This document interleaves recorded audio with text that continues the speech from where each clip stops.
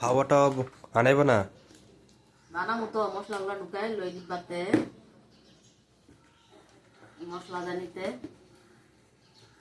ধোয়া দুই করলাম এগুলা এগুলা অনেক আজকে শনিবার মশলাগুলা করে লই আনতে সুবিধা হয় এগুলা সব রেডি থাকলে আর কি।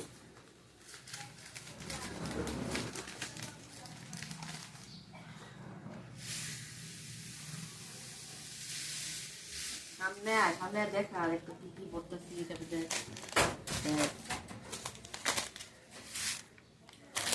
সব রেডি থাকলে মানে সুবিধা আর কি রান্না করতে।